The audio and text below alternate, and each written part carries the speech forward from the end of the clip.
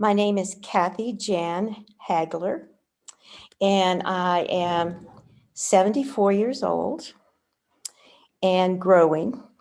I am based in Hendersonville, North Carolina, in the U.S.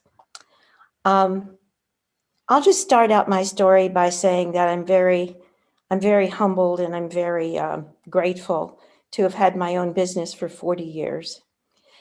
It's a woman-owned business, and I'm very happy that I've been able to run it for 40 years.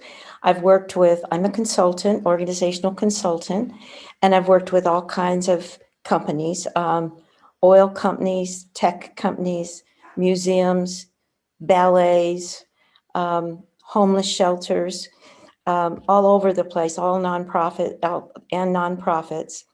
And as I was running my business, it was 2:30 in the morning, about 6 days after September 11th, which was a really big day in the United States. And someone knocked at my door. 2:30 in the morning is kind of a hard time for somebody to knock at your door. So I go to the door, and it's a naval officer. And my life changed at that moment. He said, "Cathy, I'm very sorry to tell you that your son is dead. He was killed tonight in a car wreck in Norfolk, Virginia, on Navy base as they were just about to sail out. You don't know what you'll do." He was 19. And it was not that long afterwards that my husband also died. He couldn't deal with the stress. The news of our son's death and his stress, I'm positive, caused cancer. And I do believe that cancer is stress related. So when it was discovered, he had stage 4 kidney cancer. And then shortly thereafter, I developed cancer and developed a breast cancer. And a year after that, they detected cranial metastasis in my brain. And basically, I decided that I wasn't going to let that happen. And I was going to rise above that. And I was going to try to be healed. And a really, really important thing happened to me. I saw a kintsugi vase online. And a kintsugi vase is one of those beautiful Japanese vases that's been broken and put back together with golden pieces, golden joinery. And when I saw this kintsugi vase, I thought, that's how you heal. What you do is you get a vision that you're broken, but that you can be unique and you can be different. And so from that kintsugi vase, I realized that even though I was broken, and even though my heart was broken and my soul was broken, I also knew that organizations were broken because I'd seen them for 40 years. And this vase was beautiful. It was filled in what they call golden joinery. And so what I said is, if it can be broken and put back together, then I can be put back together, and I can do that.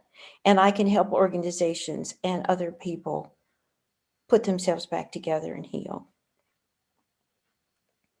Wow.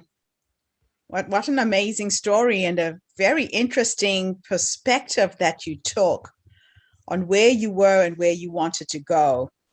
A lot of times when we are faced with these major life changes, the trauma that we go through, and you feel like you're just completely fragmented. I went through a separation after 27 years, a divorce. I ended up with congestive heart failure. A lot of our illnesses are manifestations of the emotional trauma that we go through, correct? Yes, yes. Our subconscious, and this is what I try to work with people and companies about, our subconscious, which is the trauma and the fear in us, is really 95% of the way we respond to things. Our conscious mind is 5%. And unless we really allow that fear to come up, and unless we talk with people, and unless we share with people, and unless we become open and let that fear out, it will kill us. It It's will very kill us with true. heart failure, it'll kill us with cancer, but it'll be something that really does something to destroy us. Mm, mm. So it's really important to get it out of your system, whether it means you go and work with a therapist, you talk to another family member. The holding in of that stress is what manifests in these so-called diseases, correct? Oh, Gertrude, you couldn't say it better. I think there's really four things. Is the first thing that happens is you get a thought in yourself, like your mother passed away or my son was killed. You get that thought, it's in your subconscious, and then it changes into this feeling of heaviness on your heart. And once it's this heaviness in your heart and in your soul, what happens is you have an opportunity right then to choose. And that choice is you can go talk to somebody and you can say, Gertrude, I want to tell you that this is really, really hard. I want to talk to you about this and ask for some support. And once you say those words, it comes into your consciousness. And what happens is what it allows you to do, it allows you to then verbalize it. And once you verbalize it and you bring it out of that fearful place, Mm-hmm. then what you're able to do is you're able to work it through. But you can't work it through if you leave it down in your subconscious. Mm. It'll make you sick. So your fight with cancer and you coming out on the other side of the C word, again, is another illustration of that. A lot of times when people are given the diagnosis, the first place they go to is fear. And once that sinks in, the people who come back from cancer and survive and those who don't is again a matter of your mindset, correct? Oh, it's mindset. You can get stuck there. Once they said to Mm. me, you have cancer. I mean, that's the big C. Yes. That's the big C. Yeah. And the minute they said that, I mean, it's like, the fear is that tomorrow is it.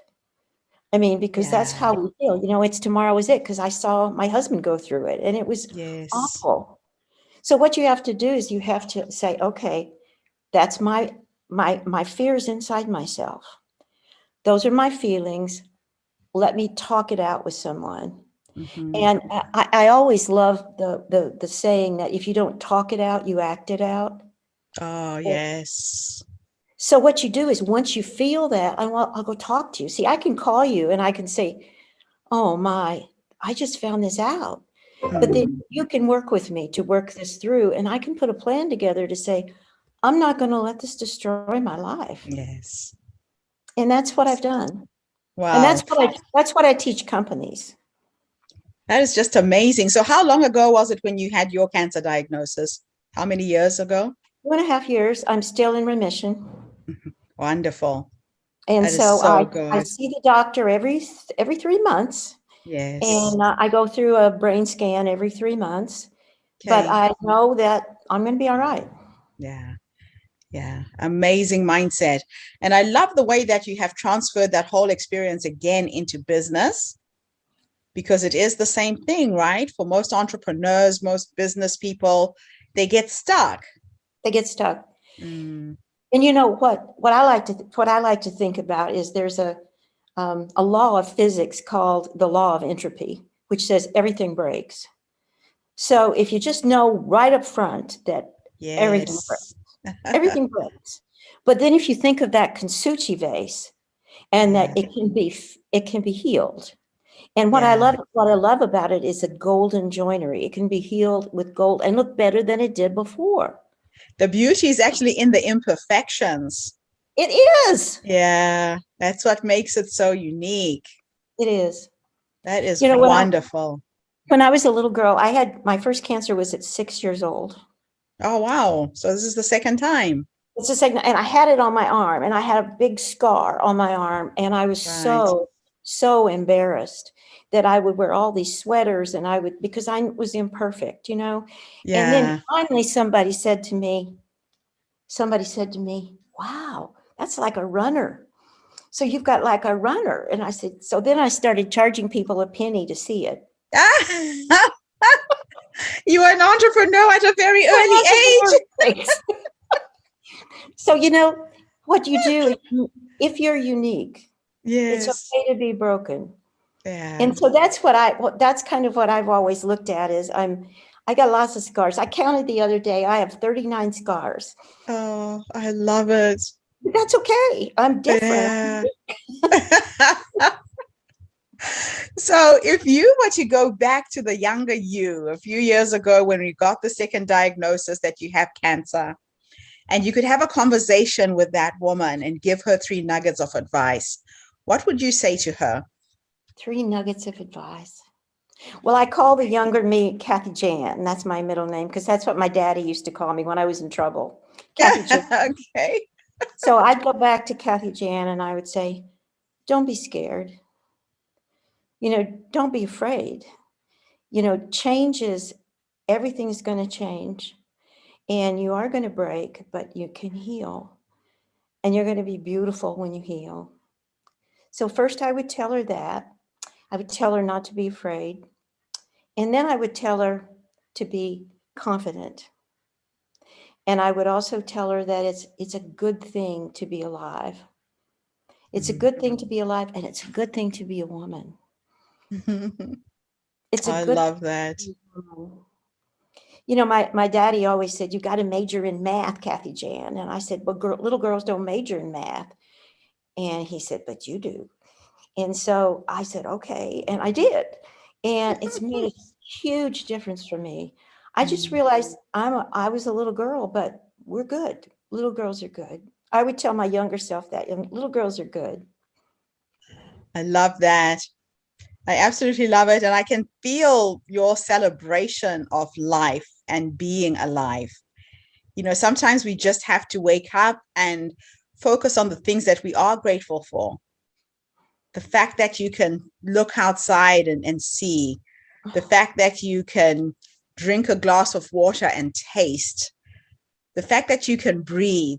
We have to start with the small acts of gratitude before we think about the big things when we're faced with these storms. And the other thing that you said that's really important is that the only constant in life is change. It Nothing is. stays the same. No. And somehow, Gertrude, we're told that somehow we get in our mind that we should think that everything is going to stay the same. Yeah. But if I could tell the little Cathy that, it would be, that's good. It's good to grow, having a growth mindset and good to grow and change. And, I never thought when I was 6 years old that I would be here at 74, but I'm very fortunate to be alive. I'm very fortunate to be here. And I'm very happy. I'm very happy. Absolutely wonderful. So let's finish our interview with me taking you into the future for a few minutes. Okay. So if time was an illusion and at the rate you're going to live to 120 with science and your attitude. If you could have a conversation with the future you, that amazing woman who hits that age, and you look back at your life, based on how you're living life right now, what would you say to the older you?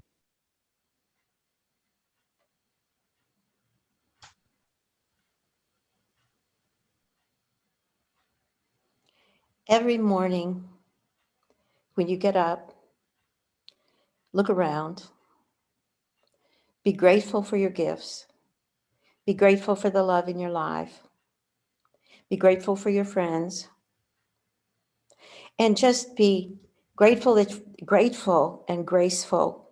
But more than anything else, I believe that what rules everything for me is be loving and kind to every living thing, because life is really beautiful, whether you're a flea or whether you're a human being. I believe living is beautiful, and I want to be loving and kind to everything until I'm 120. Thank you so much, Cathy. This has been an inspiring interview. I never know what I'm going to get, and that's why I don't prepare people for my interviews. I want to be surprised with all of these beautiful stories every day. Well, So this is thank wonderful. you.